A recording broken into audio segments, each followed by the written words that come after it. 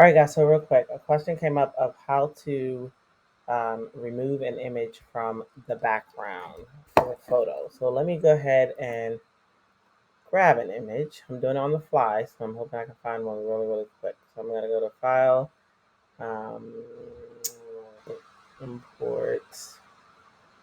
That is not what I'm gonna do. Let me stop. Let me pause. Sometimes I have to pause myself and think as well. What I'm trying to do is bring an image in. So I'm gonna go to File and Place. It happens to the best of us. All right. So I'm gonna File, Place, Embedded, and then I'm going to search for images. I do have this folder called Pexels. So um, any image should do, but I'm actually looking for one that I'd want to actually extract from the background. Let me see. Family looks nice. Huh?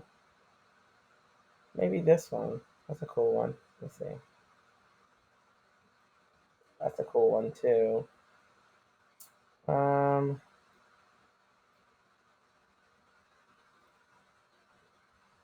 I want one where when I extract it, I'm gonna have the whole piece. You know what? I'm gonna go for this one. Why not? All right. So I'm gonna bring that one in.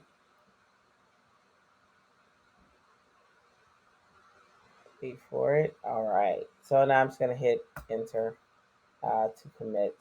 I'm gonna make this larger by hitting Command or Control 0. Okay, so this is the part that I actually want to extract. Okay, so I'm gonna click on this image, and there are actually several ways that we can do this. Let me make sure I have all my panels. Let me go to the layers panel. Which is showing. It is showing. I just don't see it. Maybe it's on another. It is on another screen. Okay, let me grab it. Of course. All right. So I'm going to select this area. So one way I can do this is I can just go and grab my object selection tool. Now, this tool is fairly new, like the past two versions of Photoshop. Or I could do quick selection, or I could do magic wand, but I think this is going to be the best one for us. Let's click on object selection tool, right? What you're going to see is your cursor, and it's going to give you this square. We can actually just draw a box around this, and what happens is AI technology, which if for Adobe is called Sensei, takes over and is thinking about it, and it's looking at the differences, it's trying to find a contrast. What object could I possibly be talking about by making the selection, what areas do I want, and it goes through that, and look at that. So it has made a really nice selection. It's not always perfect. Sometimes you have to go in and you have to modify the mask, but for right now, for what we want to do, this is pretty good. All right. So now we have this selection set up. We can do a few things. We can copy this to another layer. We can mask it out, never erase, but we can mask it out. I'm going to do the simplest. Let's mask it out. So I'm going to click on this little mask in our layers panel right here. It's the square with the hole in the center. Click on that add layer mask, and now we've taken out the background from the photo. So that's one way that we can do it, and I think that's going to be your quickest way. If you want to modify the mask a little bit, if you look in your layers panel, you'll see this black mask right here. Let's go ahead, and you guys already know about masking, so that's why I'm not going to go through the black and white, but you guys already know that to mask, you have to be in black or white. Um, if you want to show something, you paint with white. If you want to hide something, you paint with black. All right, so the mask is here. So what I'm going to do is go ahead and go in. I can either go in, I can grab a brush. Let's just grab a brush. I'm going to hit B for brush so that now I have the brush. And I'm gonna brush out this little area of black. Let me see, I'm gonna zoom in with Command plus plus. I'm gonna make my brush a little smaller with just the left and right bracket keys on my keyboard. And as you can see, when I started painting, I was painting back in. That's because I'm painting with white. I need to make sure that I'm painting with black. So if we go over here to my tools panel, you'll see that I was painting with white. I'm gonna reverse that so I can paint with black.